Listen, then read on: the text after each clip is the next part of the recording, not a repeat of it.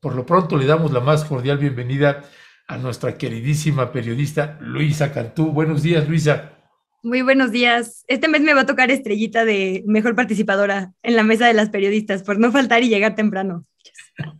Muy Ya bien, qué me bueno, ganas. felicidades. Muchas gracias. Oye, qué bonito prendedor, ¿eh? Es una florecita. Ah, mira, ole. Una...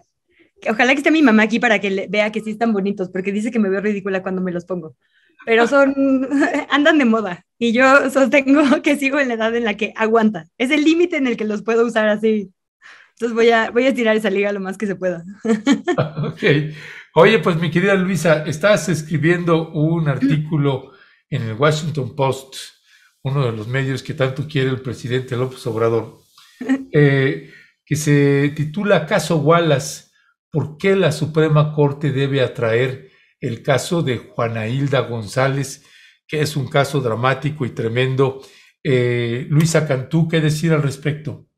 Ay, primero quería agradecerles por darme oportunidad de que discutamos este tema. Eh, y para empezar, digamos, con lo que estoy planteando, quisiera recordar un poco del contexto. Sabemos que Juana Hilda es la mujer, hay dos mujeres implicadas o acusadas. En este caso, Juana Hilda es la que ya tiene sentencia, la otra es Brenda Quevedo, que ha estado mucho más en la mira pública en los últimos meses, la verdad, en los últimos meses, porque es la que tiene más de una década en prisión sin sentencia. Juana Hilda ya tiene sentencia por 3 delitos que suman 78 años de cárcel. Entonces, en la primera sentencia hay cosas y frases del juez como que era mala madre. Y bueno, con esto se le sentenció a los 78 años de prisión y su defensa, que es la Defensoría Pública, es decir, los abogados y las abogadas gratuitas de nuestro país, interpusieron un amparo directo que está en un tribunal colegiado, ¿no? Es, digamos, la última oportunidad que tiene. En el caso es muy complicado porque en la versión, digamos que fue o parecía la oficial durante muchos años, ella había sido, y así se le llamó en los medios de comunicación de forma terrible, como el gancho. Digo, los medios le decían unas cosas horribles que yo no voy a replicar, pero ella había sido como el gancho para atraer supuestamente a este empresario, Gualberto Wallace Miranda, para posteriormente secuestrarlo, ¿no? Y se le pintó en los medios de comunicación desde la propia autoridad y desde agentes externos, como fue la víctima indirecta, que es la madre de este empresario, la señora Isabel Miranda de Wallace. Se le presentó como culpable todo el tiempo, ¿no? Su cara estuvo en espectaculares, se escribieron unas crónicas espantosas, sexualizándola de una forma, pues la verdad, bastante misógina, estigmatizándola ¿no? por su profesión.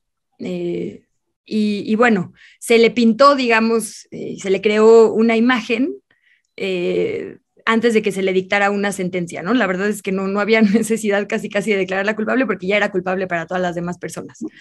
Anabel Hernández publicó en su columna de Deutsche Welle años después bueno, para esto vale la pena decir que otra de las como irregularidades de este caso es que la confesión, que es la pieza clave para declararla culpable, fue en la Siedo, ahora es Seido, ¿no? En la Siedo, cuando no estaba su defensa presente, después de torturarla física, sexual y sobre todo psicológicamente, la defensa cuenta que el momento en el que ya, digamos, accedió a dar la versión que le habían dado previamente para que aceptara, fue cuando la amenazaron con hacerle daño a su hija, ¿no? Entonces, bueno, ya confiesa, da esta confesión o acepta, digamos, esta confesión. Y este video, que quién sabe cómo, lo obtienen personas externas al caso y se viraliza por todos lados, ¿no? Se potencia. Entonces, Anabel contradice, ahora hace un par de años publicó una columna en la que da la otra versión, la de Juana Hilda, que es que básicamente ella estaba en su casa un día, pidió comida, bajó a abrir al sushi que había pedido y cuando estaba en la calle se dio cuenta que había gente enfrente buscando a una güerita. Resulta que Juana Hilda vivía a 3 cuadras o a unas cuadras de donde había pasado este secuestro y entonces el chofer de Hugo Alberto Wallace Miranda había dicho que él andaba siempre con una güerita y entonces fueron a buscar güeritas alrededor, ¿no? de la zona de donde había aparecido el coche. Total, le dicen, oye, ven, a lo mejor eres tú. Y ella todavía dice, no, pues revísenme. Y el chofer dice, esta es la versión, insisto, que publica Anabel Hernández sobre la carta que ella escribió, la propia Juana Hilda. Y entonces le dice el chofer, no, ella no es, y que todavía los policías le dicen, ¿estás seguro que no es ella? Y dice, no, ella no es, era una güera ojo verde alta. Ah, bueno, váyase, gracias. Total, después hacen un cateo a su casa, ella se da cuenta más bien que habían irrumpido en su casa, y después la detienen, ¿no? Entonces, digamos que hay estas dos versiones que evidentemente contrastan mucho entre lo que ella cuenta y la versión que se contó en los medios de comunicación y que fue expuesta de mil maneras. Independientemente de quién tenga la razón en esto, a ver, no quiero entrar en detalles sobre si ella cometió el delito o no, creo que eso no es mi trabajo. Lo que estoy planteando yo es que en la cobertura de los medios de comunicación se le sexualizó muchísimo, o sea, se reprodujeron todo tipo de prejuicios y estigmatizaciones sexuales que la pintaron como culpable y que además son justo estas narrativas misóginas para decir quiénes son las malas mujeres, ¿no? Y le pasa a las mujeres que están en conflicto con la ley penal, pero le pasa también a las víctimas, como vimos con el caso de Lesbi Berlín, ¿no? Como de, tenía X o Y condición y se portaba de tal manera y entonces eran malas mujeres, ¿no? Y esto me parece muy grave. Y por lo que la Corte podría intervenir en este momento es por eso, digamos, por esa estigmatización que se hizo de ella en la opinión pública, por el caso de tortura, por supuesto, y por la actuación de un agente externo, porque nosotros, o sea, en ningún caso del mundo puede una persona dar conferencias en lugar de la fiscalía, ¿no? Ni entrar con los MPs, ni fungir, digamos, en este rol de autoridad, ¿no? Casi decretando culpables sin ser una autoridad. En este caso sí hubo una persona externa que además lo ha seguido haciendo por años, ¿no? Entonces, hay como varios argumentos que podría utilizar la defensa para que atraiga el caso a la Suprema Corte. ¿Cuándo puede la Suprema Corte atraer un caso? Sabemos que al ser el máximo tribunal del país no puede nada más estar resolviendo los casos del día a día, porque pues para eso hay muchos tribunales y jueces. Pero puede en varios casos. Bueno, evidentemente la Suprema Corte resuelve, insisto, controversias constitucionales, recursos de inconstitucionalidad, cosas como de muy alto nivel, y amparos directos trascendentales. Y esta es la parte que es clave para el caso de Juana Hilda. Hace 3 semanas, a principios de febrero, el ministro presidente de la Suprema Corte, Arturo Saldívar, explicó que iba a traer el caso de un amparo directo que nosotras y nosotros conocemos popularmente como el caso de duda razonable, ¿no? Estas 4 personas a quienes se les fabricó un caso y se les acusó de 2 secuestros. Bueno, se atrajo ese caso, particularmente el de duda razonable, argumentó el ministro, justo por estos 2 motivos. El primero es que aparentemente se estaba cometiendo una injusticia, y el segundo porque podía generar precedentes. Generar precedentes significa que todos los casos que se le parezcan en la República se resuelvan como resuelve la Suprema Corte, ¿no? Entonces, la importancia de este caso particularmente y de este momento, de la posibilidad de discutir el caso de Juana Hilda en la Suprema Corte, es que las ministras y los ministros digan, la próxima vez que ustedes encuentren estas violaciones, entre ellas la violencia de género en contra de las mujeres en proceso, tienes que resolver así, ¿no? Y eso me parece muy importante porque actualmente, según la encuesta de personas privadas de la libertad de nuestro país, es una realidad y una mayoría que a las mujeres se les amenaza con hacerles daño a su familia. Ayer me contaba Ricardo Rafael que hay a quienes les llevan a sus hijos ahí para que confiesen, ¿no? La violencia sexual es una realidad, la psicológica, la física, en 7 de cada 10. Entonces no es una excepción, es la regla, ¿no? A las mujeres se les tortura, se les sexualiza y hay un montón de sesgos de género a la hora de llevar sus casos. Entonces, por esto sería muy importante que la Suprema Corte lo atraiga y veremos si efectivamente es la más feminista, como ha dicho Arturo Saldívar muchas veces, y si, digamos, la cantidad de mujeres que hay en este momento, que es histórica, van a hacer valer, ¿no? También su voto en ese sentido. ¿Por qué es importante hablar de eso ahorita? Porque hay un tiempo límite, ¿no? O sea, la Suprema Corte hace una que lo que pasa es que la lleva a la defensa y les dice, oigan, aquí tengo esta solicitud, se recibe en la Corte y se les notifica a los ministros y a las ministras, oigan, aquí hay una solicitud de que se atraiga este caso. Alguien lo puede hacer suyo y puede elaborar un proyecto que se vote, o pueden ignorarlo y entonces se regresa al tribunal colegiado, que probablemente no vaya a revisar todas las hojas de expediente de este caso. Y también es raro que se admita que hubo tantos años irregularidades y mantuvieron a una persona más de una década en la cárcel sin la necesidad de estarlo, ¿no? Entonces, lo más probable es que no haya una resolución favorable para este caso. Un caso que está plagado de irregularidades y fabricaciones ya demostradas, pues, de tortura, no solo con ella, sino con las demás personas implicadas. Entonces, creo que sería muy importante que la Suprema Corte mande un mensaje a todas las jueces y a todas las juezas y los jueces sobre que estas cosas no se pueden tolerar, ¿no? Que el debido proceso es importante para todas y para todos. Yo me puedo imaginar, en este caso particular, que si yo fuera la familia víctima estaría muy enojada y querría ver justicia y querría ver a alguien que responda, pero nunca vamos a saber cuál fue la verdad si hay tortura, ¿no? Y eso no le conviene a nadie, pues. Entonces, creo que es un buen precedente que la Suprema Corte podría sentar a partir de ahora. Y yo quería traer ese tema a la mesa porque sé que ustedes también han seguido el caso de Brenda Quevedo, pero bueno, ahora se amplía, digamos, la discusión también a Juana Hilda y es el mes de marzo. Y es el mes de justo la lucha de las mujeres, ¿no? Y ayer leía justo un hilo que decía la lucha de las mujeres trabajadoras. Entonces, pues también eso me parece importante, ¿no? Que se empiece a hacer justicia y a tratar dignamente a todas las mujeres, no solo a las de clase media que salimos a marchar con brillantinas, sino a las mujeres que han sido, pues, como vulneradas desde el principio de su vida por la sociedad y ahora por la justicia, ¿no? Que ni siquiera les da un debido proceso. Este caso, Daniela, pues demuestra una vez más la responsabilidad que tiene el mal uso de la herramienta fundamental de cualquier sociedad, que son los medios de comunicación, el poder que tienen para influir en la vida de muchas personas, y en este caso en concreto de esta persona que pues está sentenciada a 78 años de prisión, Hilda González, Juana Hilda González Lomelí, y se le construyó una imagen que también ayudó a que los jueces, pues no sé si llamarles, se sensibilizaran de lo que se estaba construyendo ya un juicio a priori y simplemente pues se sumaron a ello. ¿Cuál es tu reflexión, Daniela, sobre el uso de esta manera que es sistemático en México de esta herramienta de medios de comunicación y que se ceba sobre todo en el caso de las mujeres?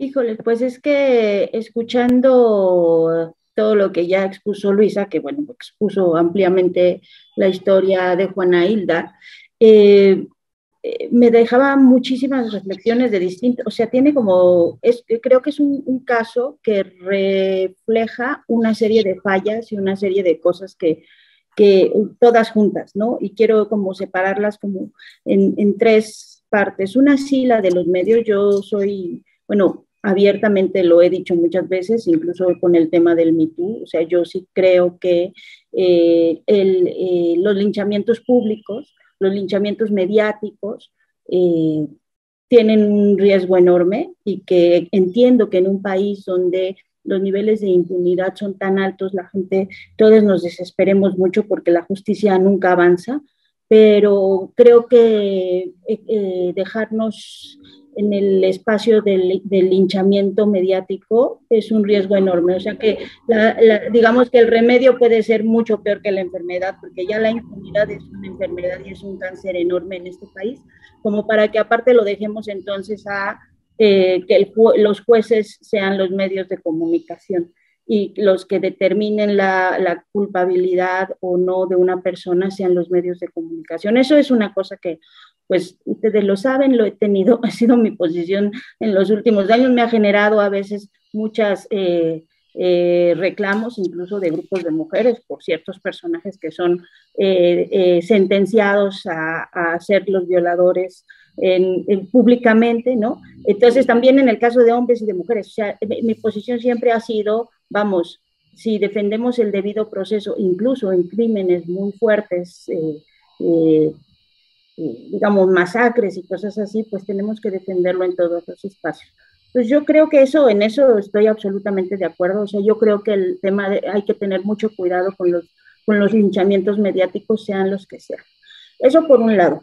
Luego, el tema de Isabel Miranda, de Wallace, me parece una de las cosas, Isabel y todo el caso Wallace me parece una de las cosas más oscuras de los últimos, no sé, 2 décadas, y que refleja muy bien lo que fue o lo que significa para mí el gobierno de Felipe Calderón, ¿no? Por todo esto que decían, por el montaje, todo lo que son los montajes, y de ahí, o sea, podemos hablar de muchísimo, ¿no? Pero esta costumbre que se hizo de fabricar culpables, que la teníamos en México desde siempre, porque pues era una práctica, la fabricación de culpables era una práctica cotidiana, como que ahí llegó a su momento apoteósico, ¿no? En esa administración. Y en el caso de Isabel Miranda, a mí me parece, pues es uno de los más oscuros, ¿no? Isabel Miranda le dieron el premio de Derechos Humanos, el Premio Nacional de Derechos Humanos, Felipe Calderón se lo dio en 2010, y luego fue candidata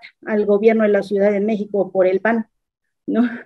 Y luego, pues todo lo que hay alrededor de ese caso es como parece una novela de García Márquez, y no es una novela de García Márquez, es una historia de la vida real donde encontrar los hilos, ir descubriendo las cosas que realmente pasaron, pues es un poco difícil porque hay muchos intereses, hay mucha tenebrosidad, hay mucha relación con personajes oscuros alrededor, y a mí me parece que es como digamos que el caso cumbre de esta historia tan triste de México de la fabricación de culpables. Por lo menos hasta la información que tenemos hasta ahora, no hay ninguna claridad de que ni Brenda ni Juana han sido exactamente la historia que nos contaron en su momento, y sí hay muchos indicios de que está ahí muchos intereses políticos detrás, ¿no? Esa como segunda parte, primero el tema de los linchamientos mediáticos, luego el tema de la fabricación de culpables, y luego la otra cosa que sí creo que es donde tendríamos que, o sea, donde a mí me gustaría enfocarme más que en esta última que decía Luisa, del tema de los juicios, o sea, la visión súper machista y patriarcal que permea en los juicios, y que tiene que empezar a cambiar, y que ahí tenemos que empezar a poner el foco todo el tiempo. En este caso puede ser un precedente, pero tenemos que poner el foco todo el tiempo en cómo actúan los jueces cuando hay casos, cuando hay mujeres involucradas, en cómo actúa la Suprema Corte de Justicia y cómo actúan los jueces, porque pues estas son historias que vemos repetidas y repetidas y repetidas, y que permea mucho en las decisiones judiciales, y que pues ya es una cosa que hemos dejado ahí, que sabemos que existe, que todo el tiempo está, pero que tendríamos ya que empezar a tener un marcaje personal, porque sí, pues ya digo, la visión machista de este país está en muchas estructuras, pero en el caso de los juicios, en el caso de cómo se evalúa a las mujeres, digo esto de que, porque si su vida alegre o su vida no alegre o su vida no sé qué, o si era independiente y no sé qué, y entonces por eso la castigas doble, es una cosa que ya en una sociedad de este siglo no debería existir. Y ya. Ya, gracias. Adelante, ¿quieres decir algo, Luisa? Hay un montón de cosas, sí.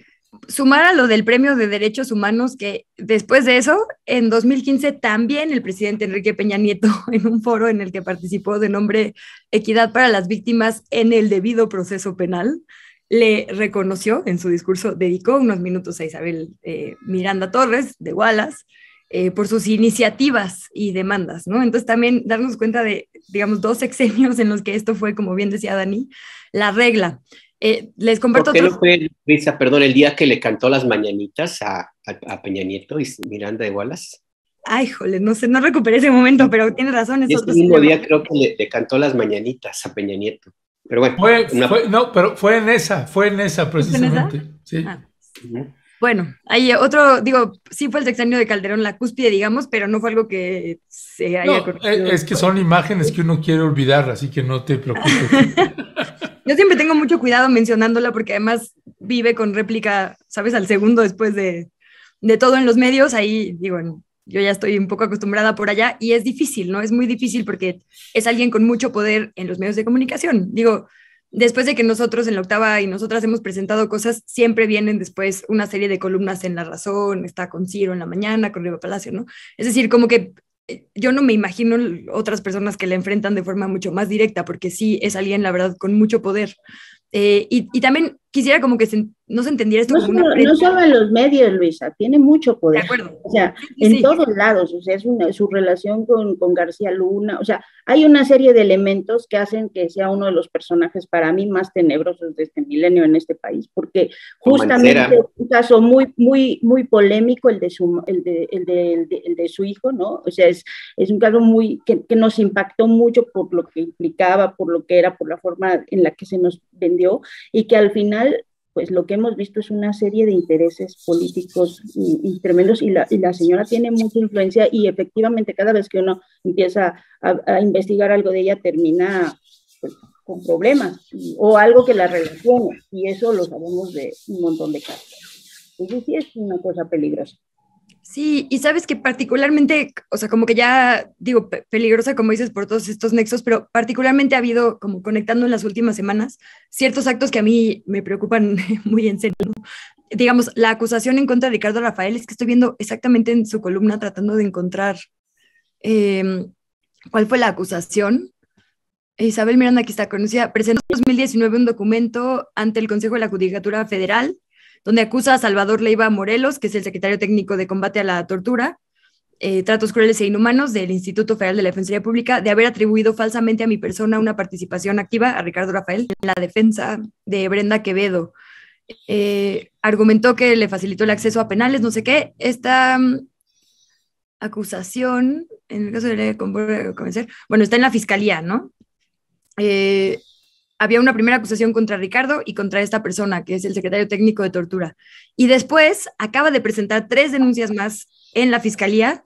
¿Se acuerdan ustedes que después de que pasó esto, el Instituto Federal de la Defensoría Pública presentó ante la fiscalía también, pidió que se investigara la falsedad de declaraciones de la señora Wallace por este tema de la renta del departamento entre primer y segundo cateo, que había rentado un empleado suyo. En el primer cateo no hubo nada, en el segundo sí, la gota de sangre determinante, y bueno, la identidad de la persona con la que se comparó la gota de sangre, ¿no? Después de que hace la fiscal, digo, al final se determinó que no se iba a investigar, y responde ella, la señora Isabel Miranda de Wallace, con una acusación, 3 denuncias contra la defensa de Brenda Quevedo, contra Salvador Leiva otra vez, y contra las abogadas Elvira Claudia Mejía y Verónica Jazmín Berber. En esta ocasión, la FGR, dice Ricardo Rafael, sí prestó oídos a los argumentos. El martes 15 y miércoles 16 fueron llamados a comparecer en calidad de imputados. Los 3 abogados se les investiga por delitos que podrían implicar la inhabilitación y penas que oscilarían entre los 3 y 9 años de prisión. Entonces, digo, estar acusando judicialmente a quien está defendiendo a estas víctimas, pues ya me parece como de un nivel distinto. Y digo, vale la pena leer esta columna porque no es la primera vez que hay abogadas y abogados defendiendo a las víctimas de este caso, que incluso pisan la cárcel, ¿no? Digo, ya no quiero como entrar más en detalle de todo lo que pinta Ricardo Rafael, porque él ha cubierto muy bien el caso, pero bueno, sí creo que hay que vigilar, digamos, no solo el caso, sino sus ramificaciones, ¿no? Este acoso a los abogados, que además, insisto, pues son los abogados gratuitos, ¿no? Son, digamos, tal cual se llama la Defensoría del Pueblo, ¿no? Entonces, y digo, otro dato ahí importante es que no están, déjenme ver si encuentro exactamente dónde está, no están en la fiscalía, digamos que en el área de la fiscalía que investiga como el mal servicio público, ¿no? A ver, déjame ver si les digo exactamente dónde. Bueno, voy a buscar el dato, pero está en otra oficina, digamos que es así, una oficina casi del fiscal. Entonces me parece muy raro lo que está pasando en la fiscalía, porque determinas no investigar las denuncias contra ella, pero sí las denuncias que ella presenta, ¿no? Lo cual es muy raro. Y bueno, hablando de esto, solo quería decir, además de esta resolución que dio el primer juez, es una cosa que se argumenta en este amparo directo, se llama visión de túnel, y son todos estos sesgos externos, la construcción, digamos, alrededor de un caso, para que ya ni siquiera haya necesidad de buscar otros sospechosos. Enfocas a los medios de comunicación, a la autoridad y a todo el mundo, a esa persona, y entonces ya no tienes que buscar más. Y desde el principio se decidió que era Juana Hilda y que era Brenda Quevedo, y entonces siempre fueron ellas, ¿no? Lo cual es peligroso para ellas, pero también para la justicia en general. O cuando se intentó el cambio de medida cautelar para Brenda Quevedo, es decir, que en vez de que enfrente el proceso en prisión pudiera estar en libertad, se argumentó que era una persona demasiado independiente, ¿no? Y que tenía demasiadas ambiciones. Entonces, el tema, creo yo, es esta visión misógina terrible sobre esto, ¿no? ¿Quiénes son las buenas y las malas y quiénes se merecen entonces la justicia y quiénes no? E insisto, permea tanto en las mujeres en conflicto con la ley como en las víctimas. Y yo ahí quería hacer una pues una polémica, Dani, o someter a debate una parte. Yo sé, y siempre me ha parecido muy respetable, la verdad, y muy congruente de tu parte, esto, ¿no? Los medios no son tribunal, pero creo que no es lo mismo que el sistema juegue en tu contra a que juegue a tu favor. En el caso, creo, de muchos hombres acusados de delitos o sea, sexuales o de género, pues el sistema más bien juega a su favor, porque es muy poco probable que paguen alguna consecuencia por haberlo cometido, si es que lo cometieron. Aún así, creo que tienes razón en que los medios no deberíamos de presentarlos como culpables sin serlo, y eso es verdad. Creo que pues hemos cometido esa falta muchas personas, ¿no? Pero, por ejemplo, pues ahí está Ruemer, ¿no? En Israel, sin ningún tipo de consecuencia. Entonces, ahí es donde creo que hay que también, en el caso de género, como de acoso sexual más bien, pues como encontrar fórmulas, ¿no? Para que sí, digamos, aumente el desincentivo para este tipo de delitos, sin generar malos precedentes, porque pasa lo que pasa con estas mujeres, ¿no? No les puedo ni explicar lo que dice el libro de Martín Moreno. Yo no sé cómo esas personas siguen ejerciendo el periodismo, la verdad. No solo le puso unos apodos súper misóginos y terribles, se refirió a sus piernas, no sé, unas cosas que, digo, mal él, mal la editorial que lo publicó, ¿no? Mal todo por todos lados. Y la verdad es que sí, el oficio necesita rendir mejores cuentas a la sociedad, como bien decías, no podemos ser parte de estas cadenas espantosas. Leía en Nexos, precisamente, ¿no? Que tuvo fama muchos años de ser una revista súper seria. Yo pensé que súper misógina. Ah. O súper masculina. Pero no, bueno. Yo me acuerdo que cuando yo iba en la carrera decían que Nexos era seria, ¿no? Era como de las revistas buenas o académicamente rigurosas. Una descripción así de, Juana Hilda bajó por su sushi, estaba exhausta de haber hecho tal y tal y tal cosa en la madrugada. Y yo digo, ¿cómo es posible que eso se haya publicado? No sé si era otra época y estábamos como muy dormidos todos o qué, ¿no? Pero yo no me puedo imaginar leer eso hoy en día, y menos de alguien que ni siquiera tiene una sentencia, ¿no? E incluso si la tuviera, ya vimos que deben también cuestionarse.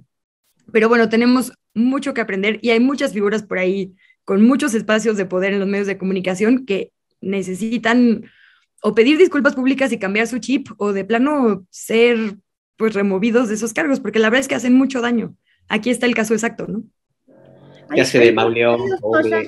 Oye, hay dos cosas ahí de lo que dices que a mí me gustaría. O sea, es que creo que son dos temas estructurales que son distintos y están relacionados, pero que son distintos. Uno es el asunto de cómo la estructura judicial y esta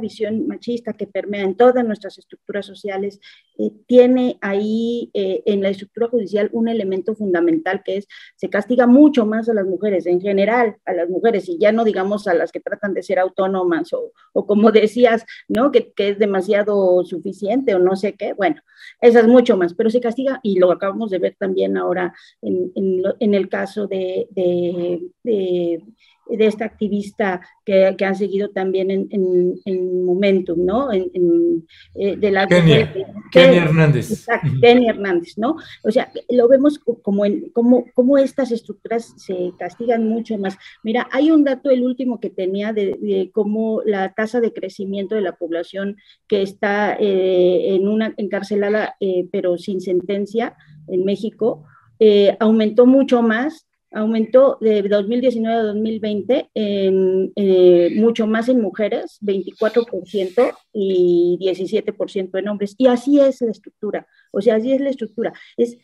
Castiga mucho más a las mujeres, y todos los que hemos hecho algún reportaje o hemos estado en alguna cárcel lo hemos visto. A mí me ha tocado ver que dos personas van se pelean afuera por ir a ver al mismo hombre, a llevarle la comida, y en cambio las mujeres viven la cárcel en soledad. Y eso, pues, se ha documentado muchísimo, se ha visto toda esa estructura, ¿no? La mujer es mucho más castigada. Creo que es una parte esa, y la otra, la que tiene que ver con el tema de cómo nos comportamos mediáticamente ante los linchamientos. Y es lo que decía, o sea, es que yo entiendo que con la impunidad que tenemos, que es un cáncer enorme, pues nos desesperamos. Pero no solo en los casos de violencia de género, sino en general hay una desesperación. Hace unos años, cuando este señor en Tamaulipas se acuarteló, mandó a descansar a toda sus trabajadores, y disparó a los criminales y esperó a los criminales a que vinieran por él en su rancho, y les disparó y murió, pues mediáticamente era como el héroe, ¿no? En Colombia me decían, es que eso es una cosa muy peligrosa porque terminas al final yendo hacia un sistema de paramilitarismo. O sea, entre eso de la autodefensa y el paramilitarismo, luego hay una línea muy, muy delicada. Y mediáticamente lo promovemos. O sea, no digo, no nosotros en Pie Página ni en Momento ni eso, pero mediáticamente es una cosa que se promueve. O sea, el que al final hacer héroes o hacer heroicos unos actos que nos sacan, o sea, en lugar de llevarnos por el camino de insistir en lo que tendría que hacer en un orden democrático, nos vamos al otro. Y eso creo que es muy delicado y que tenemos que discutirlo y seguirlo discutiendo y seguirlo revisando en todo lo que hacemos, independientemente de cuál sea el tema, porque es muy común, o sea, y es muy normal. Entonces ya como se creó una percepción mediática de alguien, ya no la cambias con nada, ¿no? Y los jueces, ay, estoy viendo ahí a mi gata, las orejas de mi gata, saluda gata, porque dile hola, así, es que está, ay, vi las orejas aquí, dije, es que siempre viene de metiche y se pone aquí a dormir y empieza así, no la puedo quitar, pero ahorita como que alzó las orejas, y así está, ya, adiós, ya, porque nos distraes, ¿verdad? Y estamos aquí, ya se me fue la onda del tema, pero creo que eso es importante, y eso tenemos siempre que no dejar de pensarlo nosotros, porque podemos arruinar vidas de personas que a lo mejor pues o no hicieron lo que creemos que hicieron, pero ya se generó esa percepción. O sea, el periodismo tiene que estar vigilante de los poderes, pero no tiene que convertirse ni sustituir a ninguno de estos poderes, mucho menos al judicial. Sí, yo creo que cada caso se tiene que ver en su particularidad. Eso me queda muy, muy claro. Y como bien señala Daniela, pues se tienen ángulos y miradas distintas caso por caso. O sea, es decir, si no hay una denuncia penal, entonces pues no se le puede señalar a nadie, pero si el medio o el periodista tenemos testimonios que se niegan a salir públicamente, pues me parece que sí es deber y es obligación del medio y del periodista, pues decir si tiene la venia y la autorización de estas personas, pues que han estado y que además en casos en donde es sistemático, me viene el caso de, se me fue ahorita el nombre de este historiador que querían enviar a la Embajada de Panamá, ¿no? Pedro Salmerón. Pedro Salmerón, por ejemplo, ¿no? Que como periodista, pues tengo 6 testimonios, pero no hay una denuncia penal, ¿no? Y ahí creo que, por eso creo que en muchos casos, pues se tiene que ver y mirar de manera muy, muy particular cómo se atienden este tipo de casos. Por eso, como bien señala Daniela, pues podemos tener diferencias, lo que tenemos que tener es cuidado, ética y profesionalismo en el trabajo periodístico que desempeñamos.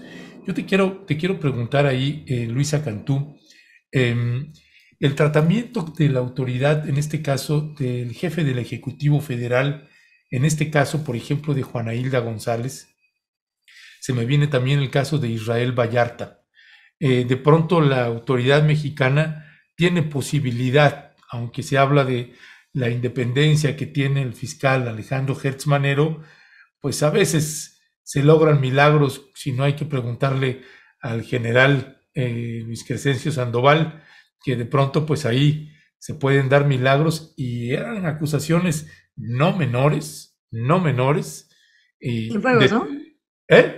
Cienfuegos, ¿no? ¿Dices? Perdón, Cienfuegos, sí, me confundí con el nombre. Sí, el general Cienfuegos, perdón, el general Cienfuegos. Y eran casos pues fuertes y relevantes, bueno, al grado de que estaba detenido en los Estados Unidos. ¿Cuál es tu valoración de la atención que ha dado esta administración a un caso pues tan relevante como el de Juana Hilda González? Y preguntarte también, Luisa, a los periodistas a veces hay casos o temas que nos atrapan por alguna razón y me parece que es tu caso con el caso de Juana Hilda González, que me parece que pues tú eres una de las periodistas que se ha metido también y que te ha tocado rozar o confrontarte pues precisamente con este demonio que conocemos en México como la señora Wallace. ¿Qué te mueve ahí? También, perdón que esa es una pregunta también personal, sí. Bueno, pues tú puedes hacer todas las preguntas que quieras, Ernesto, por eso no te preocupes. Gracias. Híjole, tengo un montón de cosas que decir. De lo del trato de esta administración particular, no solo digamos, a los casos de alto perfil, que son el caso Vallarta, evidentemente, y el caso Wallace. Yo sí he visto, me consta, acabo de publicar justo 2 casos la semana pasada de cómo la ley de amnistía liberó a personas que llevaban también más de una década en prisión. Y déjenme les cuento rapidísimo cuáles eran. Un señor de nombre Nahuel, de una zona de Guerrero, sumamente pobre, o sea, estaban ahí las fotos de su casa y la verdad es que pues una casa construida pues con los materiales a la mano, muy chiquita, con 2 hijos que dependen de él. Un día en una paquetería se encuentran no sé, 3 kilos de marihuana, no sé cuántos kilos de marihuana, y el paquete tenía su nombre, y entonces se va preso 10 años. ¿Qué pasa con esto, no? Si ya era una familia pobre, si le quitas al sustento, pues obviamente sus hijos van a vivir en mayor pobreza. Ahorita por fin, con la ley de amnistía, se pudo liberar a esta persona, ¿no? Este hombre de nombre Nahuel. Otra señora, son los 2 casos que fueron como públicos la semana pasada, mucho más joven, también con hijos y con hijas, que la agarraron con una bolsita de metanfetaminas, ¿no? En esto que se conoce como mula. Y también, ¿no? A prisión, por ser el eslabón más débil de una cadena, es decir, su prisión ni resolvió el tema de drogas, ni resolvió la inseguridad, ni hizo nada más que arruinar a esa familia, ¿no? Entonces, como que creo que sí hay una mayor sensibilidad y mucho mayor criterio a las condiciones, como decía Dani, estructurales y a los contextos de las personas para sacarlas de la cárcel. Una cárcel que además me parece bien importante apuntar, termina siendo un mayor peso para las mujeres siempre, sean hombres o mujeres encarcelados, porque mujeres encarceladas, pues ya lo sabemos, es obvio, pero hombres encarcelados también hace que la mamá, la esposa, la hermana, todas las mujeres alrededor de la persona hombre presa, sean las que pagan en realidad, ¿no? Las que tengan que trabajar el doble para sacar adelante a la familia, para mantenerlo a él. Es decir, tenemos que empezar a entender la justicia de otra manera, porque esto solo está cayendo sobre las mujeres, ¿no? Entonces, bueno, creo que sí ha habido una atención, por lo menos un intento de cambio de paradigma sobre lo que fueron estos 2 casos emblemáticos, que son muy problemáticos porque, por ejemplo, en el caso del decreto para sacar a toda la gente mayor de 65 años, que tenga alguna discapacidad o demás, que esté en prisión preventiva, pues bueno, por ejemplo, a Brenda Quevedo no le aplica porque no tiene sentencia, ¿no? Entonces ella está como en un hueco legal muy complicado, porque la única forma de que saliera de prisión es que se le cambie la medida cautelar, y esto se le ha negado por cosas como que es muy independiente, ¿no? El caso de Juana Hilda pues tiene otros temas a resolverse también, porque obviamente también pasaba esto mucho, ¿no? Para asegurarse, no solo te pongo un caso, sino varios. Y bueno, es el caso también de otros implicados en el caso Vallarta, ¿no? Es decir, creo que sí hay un esfuerzo por entender diferente la justicia, por entender diferente quiénes son culpables verdaderamente de la violencia y la violencia estructural. Creo que es insuficiente porque es complicado, ¿no? Y claro que tiene que ser, más bien, qué bueno que no se esté tomando a la ligera, sino que se esté analizando con pincitas, pero sean procesos que avanzan. Y yo veo una pinza, digamos, muy, muy interesante en varias áreas. En la Subsecretaría de Derechos Humanos a cargo de Alejandro Encinas, en el Instituto Federal de la Defensoría Pública a cargo de Netzaí Sandoval, y en la Suprema Corte con el ministro presidente actual, que es Arturo Saldívar. Sí ha habido, tanto en el discurso público como en sus acciones, digamos, un intento justo por dejar de criminalizar la pobreza, porque casi eso es lo que ha pasado por décadas en nuestro país. Entonces, a mí me da mucho gusto este cambio de paradigma. Ahora faltan, digamos, las herramientas técnicas y las letras chiquitas jurídicas para que eso sea una realidad. Entonces eso pues a mí yo lo celebro mucho, la verdad, de esta administración, y pues falta, pero bueno, es el inicio de algo que podría ser ahora sí justicia.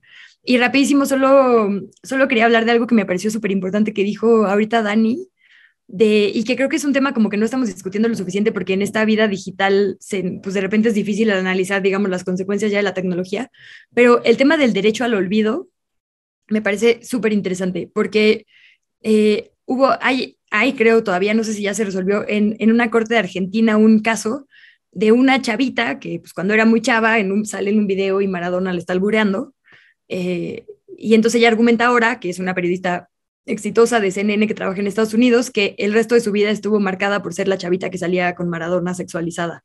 Y entonces está peleando en las cortes el derecho al olvido, ¿no? A que se desindexen, digamos, todos los argumentos, todas las páginas que así la señalan. Está ese lado súper brilloso y el lado maldito corrupto siempre de la gente que siempre es así. Acaba de publicar la organización Rest of World hace un par de semanas una serie de documentos de cómo gente millonaria y poderosa pagó a una compañía que se llama Eliminalia por desindexar la información sobre ellos. Había varios implicados, por ejemplo, en el caso Odebrecht. Entonces tú le pagas a una compañía porque elimine tu rastro de Internet y se elimina muchas veces también la posibilidad judicial de entonces ir por ti.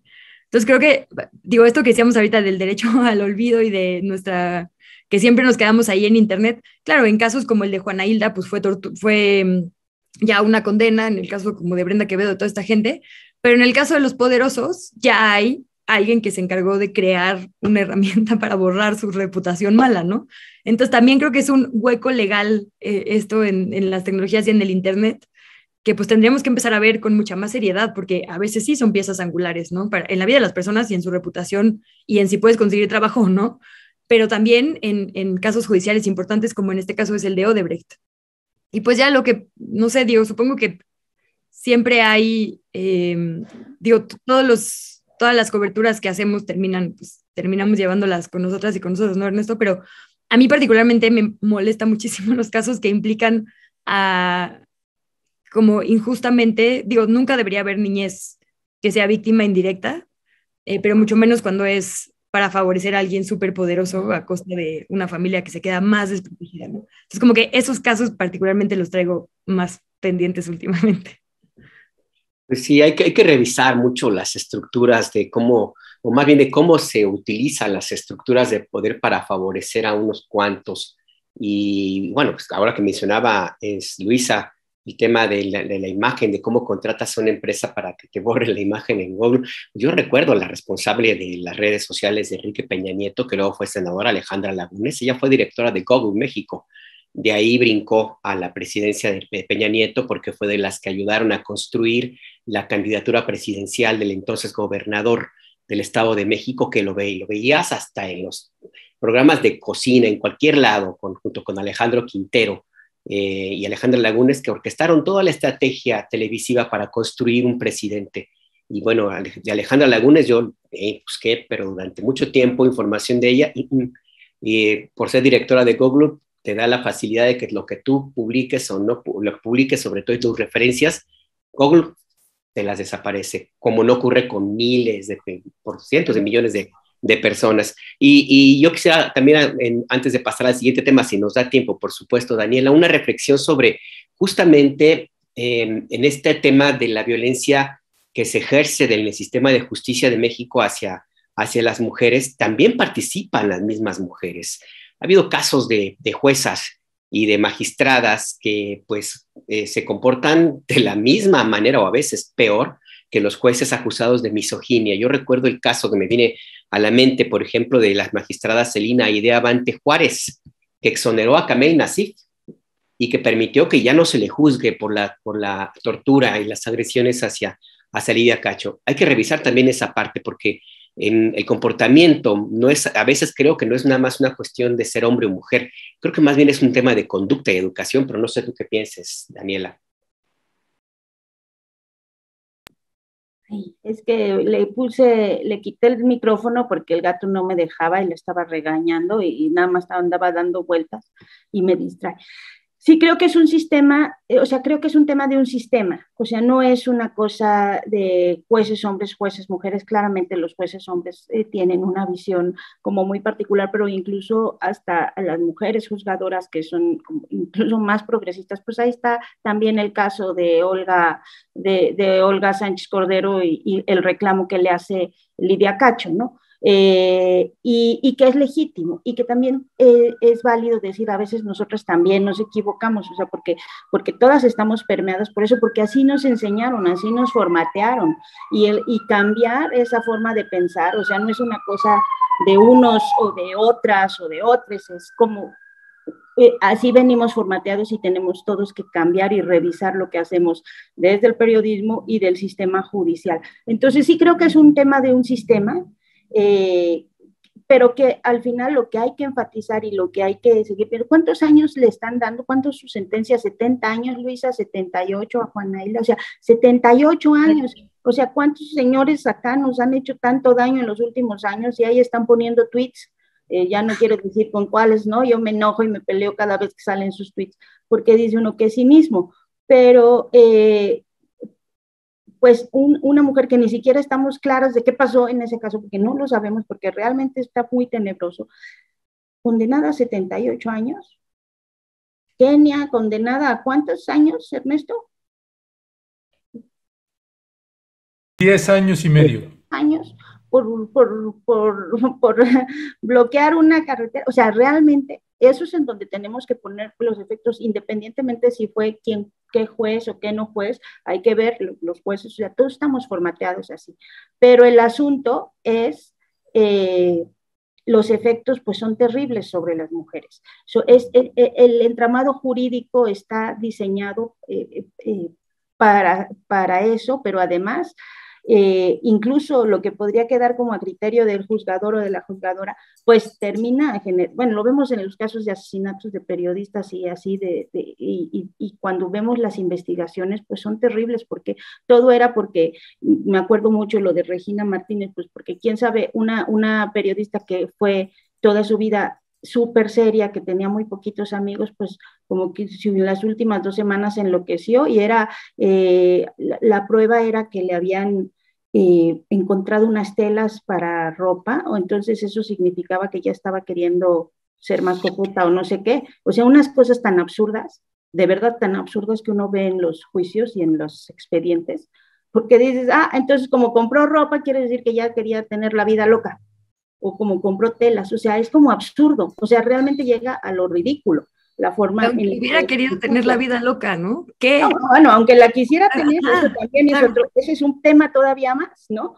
Pero además es que se construyen estas cosas, y eso es como muy importante ahora en el caso también y eso, pero tenemos que revisarlo todos los sectores, o sea, lo tenemos que revisar socialmente en nuestras familias, cómo vemos y pensamos y cómo a veces reproducimos estas cosas.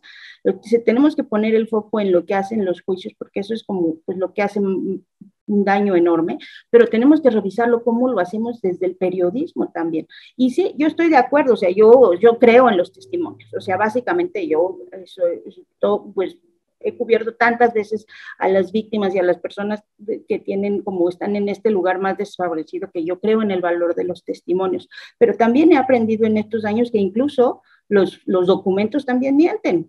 ¿Por qué? Porque pues por lo que acabamos de decir, en este país se fabrican culpables.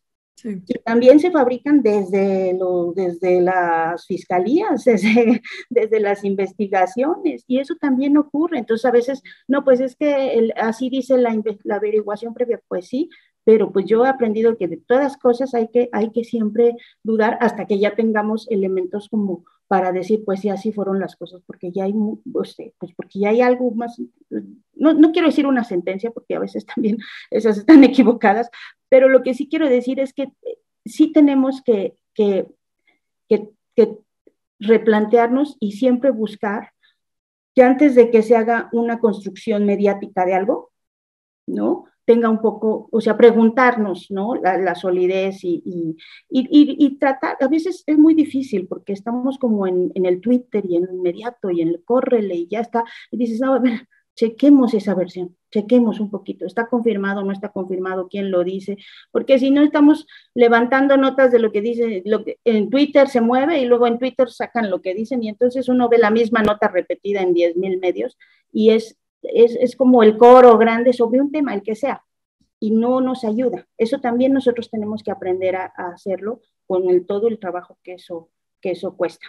Entonces, pues eso, yo creo que quitarnos estas estructuras y este formateo que nos hicieron desde siempre, cuesta mucho trabajo, pero hay que empezar a hacerlo porque es que si no esto nunca va a cambiar y vamos a seguir teniendo estos casos. Y es una muy buena oportunidad ahorita esto, como dice, de la Corte, para centrar un precedente distinto y empezar a trabajar en otro sentido, ¿no? Empezar a caminar en otro sentido. Hay que estar bien pendientes de este caso. Porque además está el antecedente de la atracción del caso de duda razonable, pero está el antecedente del caso Cassés. A ver, no fue Florence es inocente o es culpable, hubo un efecto corruptor porque se violaron sus derechos de la presunción de inocencia y por ello debe liberarse inmediatamente, ¿no? No se dijo que era culpable o inocente, ahí fue un tema de discusión pública, esto no puede volver a pasar. Entonces, el efecto corruptor es, digamos, o sea, la violación a la presunción de inocencia era el antecedente no discutido, lo novedoso, porque la Suprema Corte solo atrae cuando es un caso novedoso. Por eso decía, acá lo novedoso sí es, digamos, la violación a la presunción de inocencia, porque se le expuso en espectaculares y en los medios, pero es particularmente el trato de género, ¿no? La sexualización, su vida íntima, sus fotografías compartidas y las de Brenda, o sea, una foto, por ejemplo, digo, terrible, pero que yo veo hoy en medios de comunicación cuando se habla del caso, de una fiesta de disfraces en el que se le disfrazó como se dio la gana y ahora la usan justo para pintarla como que aunque fuera lo que fuera, ¿no? Pero bueno, entonces eso sería lo importante, que la Suprema Corte podría mandar un mensaje sobre cómo si juzgar con perspectiva de género y que cada que llegue a cualquier juzgado o tribunal un caso similar que argumente una violencia de género, tenga que resolver así. Entonces sí, yo creo que pues sería muy importante y además ya están en tiempo límite, ¿no? Porque me parece que la fecha en la que se presentó fue el 14 y aunque no hay un plazo formal, digamos, me decía una persona experta que consulté que son más o menos 2 semanas y que si nadie lo agarra, pues se regresa, ¿no? Entonces también ahí, como que no he visto nada de reacción en la corte y pues les estamos viendo. Ahí sí. Gracias Luisa. Y Daniela, pues para cerrar, que ya tenemos unos poquititos minutos, ¿qué decir, Daniela Pastrana, de los últimos hechos? Jessica Cermeño nos envió pues varios videos. Vamos a pasar solamente uno que dura 1 minuto, sobre precisamente los testimonios de cuando se está recogiendo a las mexicanas y mexicanos ahí en Rumania, en la frontera con Ucrania, y regresamos a comentarlo. Vamos a ver este video. Ajá. Díganles que estamos ocupados. Entonces dinos. A ver, otra vez. Ajá. Empezamos otra vez. Desde hace varias semanas, cuando se empezó a deteriorar la situación en Ucrania, el gobierno de México, la embajada y la Cancillería empezaron a analizar cuáles serían los mecanismos de protección para los mexicanos en la zona. Lo primero que se hizo, bueno, fue exhortar a la gente que no está registrada a poner en regla sus documentos. No todos tenían pues el pasaporte vigente había chicos con nacionalidad mexicana y ucraniana que no tenían pasaportes. Entonces ese fue el primer paso. El segundo paso fue cuando esto escaló aún más la tensión, el conflicto. El día 14 de febrero me parece que fue, lanzamos una convocatoria para que aquellos mexicanos que desearan hacer un movimiento precautorio previo a una eventual evacuación, a un eventual desalojo, lo hicieran. Entonces alrededor de 30 personas, mexicanos o familiares de mexicanos, fueron trasladados por la embajada a una ciudad que se encuentra en el suroeste de Ucrania, que se llama Ivano-Frankivsk. Ahí estuvieron guarecidos a cargo de un funcionario de la embajada mexicana. Es importante apuntar que la embajada... Pues sí, Daniela, ¿cómo lo ves? Se evacuaron a 81 personas, 44 mexicanos, entre ellos venían en ese avión 26 periodistas. Venía un peruano, venían algunos ucranianos, en fin, ¿tú cómo ves toda esta situación, la forma como ha reaccionado el presidente López Obrador? Ya hay un senador, Bob Meléndez, que está lanzadísimo haciendo las críticas, bueno, pues tiene su posición, pero pues ya también están algunos periodistas y medios, pero ubicándolo como su nuevo héroe, como el nuevo estandarte de la democracia a este senador, y mañana va a ser otro, pero bueno, en fin, ¿cómo lo ves? Pues mira, yo justo de ese tema, creo que yo ayer me chuté el debate entre Temoris y Alejandro y además creo que ellos están mucho... Era con Manuel, porque Alejandro y yo estábamos como el chinito milando. Nada sí, más. Exacto, eso. Y sí, efectivamente con Manuel y China no solo está mirando, China está actuando pasivamente, digamos, pero bueno, esa es otra historia, pero ellos conocen muy bien y también pues Jessica, a mí me encantaría oír después a Jessica de su experiencia en este regreso, porque pues Jessica es la que fue. Yo solo, o sea, sí quiero, o sea, yo creo que tiene que condenarse una invasión, siempre una invasión, sea de los rusos, o sea de los gringos, o sea de quien sea, o sea, creo que ya no estamos en un siglo en el que podamos aceptar la invasión, y sí entender que estos conflictos no son de malos y buenos. Hay realidades múltiples, intereses múltiples, y bueno, pues ahora México tiene, o sea, México ha querido tener como un lugar protagónico en el Consejo de Seguridad y todo eso, ha peleado por eso. Entonces, pues ahora tiene una decisión, o sea, decisiones y situaciones difíciles. Yo creo que ha estado actuando bien. La Cancillería esas cosas las hace bien, ¿no?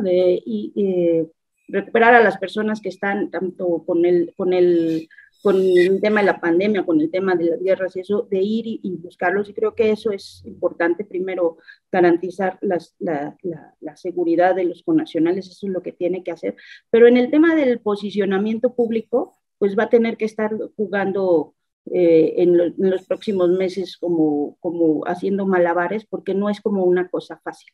No es una cosa fácil tampoco pensar, y para muchos países no es fácil, porque es muy fácil decir, ay, sí, que le cierren las puertas a Rusia, pero pues entonces Europa se queda sin el 30% de su gas, ¿no? O sea, no es así como, y nosotros como las vacunas Sputnik, o sea, el mundo comercial siempre juega en paralelo con el otro mundo de las hegemonias políticas, ¿no? Y entonces no son cosas fáciles, y pues van a tener que estar ahí haciéndole los juegos de ajedrez. No va a estar fácil la posición de México en muchas cosas, pero yo sí creo que es inaceptable que haya invasiones en estos momentos, por los motivos que sean, cuando sea, o sea, invadir otro país, bombardearlo, tener a la gente con estos, bueno, las imágenes que ves de los edificios destruidos, dices, ¿de verdad? ¿Ahorita? No hay forma ni siquiera de justificarlo. Y también, bueno, hay que decirlo, pues la cobertura mediática ha tenido sus cosas muy, muy, muy buenas, pero también ha tenido unas terribles. O sea, el otro día Cecilia González hizo un hilo que a mí me pareció impresionante en Twitter, recopilando todas las expresiones de todos los medios, digamos, europeos, estadounidenses y demás, incluido a la vez, ¿quieres decir? ¿no? Que decían, no, ay, es que qué barbaridad, no estamos viendo gente como la que siempre vemos acá, ¿no? Ahora estamos viendo güeritos, son europeos. Y dices, bueno, el colonialismo imperante en todos los medios europeos y de Estados Unidos y de muchos está tremendo, ¿no? Entonces, pues, eso también es un tema que habrá que analizar, pero pues a mí me gustaría esperar a que venga Jessica y nos cuente su experiencia. Gracias, Daniela. Luisa Cantú, pues ha habido un montón de ángulos. Estás defendiendo a Rusia, estás defendiendo al imperialismo por un lado y por el otro, y además, pues esta guerra comercial que empezaron, pues ya las censuras tremendas, le quitaron el código SWIFT a Rusia, pues prácticamente todos los bancos. No es un tema menor eso. Empresas como Apple también que dicen, pues nos retiramos y demás, y uno se queda pensando, así como ahorita decía Daniela Pastrana, pues uno ve los edificios destruidos, bombardeados, y dices, te cae ahorita, y pues me quedo pensando en Israel y Palestina, ¿no? Que me ha tocado estar allá en 3 ocasiones, y pues esas imágenes son verdaderamente, pues, estremecedoras, indignantes por donde se le vea, prácticamente, y en términos en el marco del derecho internacional, con crímenes de lesa humanidad hacia el pueblo de Palestina, sigue y se mantiene. Además es sostenido y es a cielo abierto. Pues no vemos a Apple y no vemos a los bancos medir con la misma vara a Israel que a Rusia. ¿Qué decir ahí, Luisa Cantú? No, y además en una desproporción absoluta de condiciones, ¿no? Digo, Ucrania está muy desproporcionada contra Rusia, pero bueno, la OTAN ahí medio en pareja. Digo, es horrible, por supuesto yo también estoy antiviolencia y antiguerra, pero sí, a mí me preocupan mucho, además de la violencia y la guerra, está, como bien decía Dani, la guerra de narrativas, porque hay como 2 momentos clave, ¿no? Twitter censurando a Trump, que qué bueno, porque quién lo quería oír, pero en una elección, ¿no? Decidiendo quién era el que no podía hablar. Y ahora en una guerra, censurando, por ejemplo, a medios como Russia Today, ¿no? Manuel Borbolla ya no puede poner tweets, justo. Y entonces solo hay una visión de las cosas. Y se supone que estas redes y grandes tecnologías se habían creado por la libertad de expresión. Entonces, la libertad de expresión va a ser únicamente la visión de, ¿no? El eje poderoso, pues a mí eso me preocupa un montón. Y sí, bueno, el tema de Palestina, digo, y muchas, todo, creo que Medio Oriente en general, lo que está pasando en Siria, en Irán, ¿no? O sea, claro, eso siempre es en nombre de la libertad y la justicia y contra el terrorismo, y cuando es, pues sí, digo, es que no quiero que parezca de ninguna manera que estoy diciendo que estuvo bien, solo digo, sí, Rusia invadió, digamos, la parte física es culpable y responsable y ojalá que responda, pero todos los antecedentes que nos hicieron llegar a este momento tienen más personas que también tendrían que estar rindiendo cuentas, ¿no? Y ya hay cada vez más eurodiputados, ¿no? Y cada vez más personas también tratando de ampliar la visión hacia allá, porque es una visión que ya no vamos a ver en las redes sociales. Y pues nada, yo solo quería decir de lo que iba a mandar, de lo que mandó Jessie, que es donde me siento más cómoda hablando. La verdad es que los temas de geopolítica, pues sí, no son mi expertise, entonces no quisiera opinar sin tener el conocimiento suficiente. Pero bueno, de la parte diplomática que veo de México, sí puedo hablar y me parece súper valioso lo que está haciendo Olga García Guillén, porque justo estuvimos discutiendo, digamos, las habilidades o lo que hubiéramos querido tener de representantes de México en el extranjero, que bueno que no fue Pedro Salmerón, pero bueno, en este momento las habilidades diplomáticas acaban de salir a la luz y por qué son importantes, ¿no? O digamos los talentos, la solidaridad. García Guillén ayer estaba viendo, ¿no? Se echó este recorrido en el camión de Kiev a ¿cómo se llama? Kiev, a la frontera con Rumanía, cuando había 100 kilómetros donde no se podía garantizar la seguridad de la gente y ella los escoltó, ¿no? Creo que eran 22 mexicanas y mexicanos. La verdad es que la labor tanto de ella como de Ordorica en el lado de Rumanía ha sido espectacular. O sea, creo que la Cancillería se ha portado de manera ejemplar. A mí sí me ha gustado mucho los mensajes al exterior, que es condenamos la guerra, condenamos la violencia, pero no vamos a sancionar ni a tomar partido, digamos, en ese sentido. Bienvenida a las personas rusas, bienvenida a las personas ucranianas. Digo, creo que la verdad ahora sí entiendo mucho más por qué es súper importante que haya gente diplomática súper capacitada representando a nuestro país en el exterior, ¿no? En una emergencia como esta, en la que de verdad es de vida o muerte, se nota muchísimo más. Y solo decir, así como decimos, sí, toda la atención a Ucrania, pero toda la atención a Palestina y toda la atención a muchos lugares, pues a también Siria. Esta onda de... A Siria, sí. Lleva 11 años en guerra y parece que como que nadie se ocupa ya todos ya se nos olvidó. Claro. También, y a ver, a Centroamérica. A Centroamérica, por supuesto. No, bueno, hay un montón, pero ya. Es que a mí eso sí me dio coraje. Bienvenidos, es su casa, aquí les vamos a proteger. Digo, qué bueno, por supuesto que bienvenidas y bienvenidos, ¿no? Todas las personas rusas y de Ucrania, pero, digamos, en la comparecencia del comisionado presidente del Instituto Nacional de Migración, Garduño, decía él, claro, no, es que, bueno, cuando hay una guerra, evidentemente no hay nada que pensar, esta es su casa, bienvenidos a México. Óyeme, y perdón, pero en Honduras, ¿qué son? Palomitas, ¿no? En El Salvador, con la cantidad de asesinatos per cápita, ¿cómo le decimos a eso, no? Si esa violencia no cuenta, ¿cuál es la que va a contar para ofrecer refugio, no? Porque a mí de repente también me parece que, pues entonces, ¿de qué se trata, no? ¿En qué situación sí somos un país receptor y que abre las puertas y en qué vamos a ponerles una fila de guardias nacionales en la frontera, ¿no? Entonces a mí también ahí hay que condenar toda la violencia y hay que apoyar a todas las personas que lo necesiten, ¿no? No nada más, pues sí, a ciertas. Ya no quiero describirlas para no caer en lo mismo, pero bueno, a ciertas. Ya, pues Luisa Cantú, Daniela Pastrana, como siempre, un placer esta rica mesa que tenemos siempre con ustedes los jueves. Un abrazo también a Jessica Cermeño, que sabemos que anda volando, ya viene de regreso con todos los compañeros y compañeras que están pues retornando a nuestro país. Bueno, pues les mandamos un fuerte y fraterno abrazo y seguimos al habla. Gracias, lindo día, chicas. Hasta luego. Igual. Bye, hasta luego, cuídense, gracias.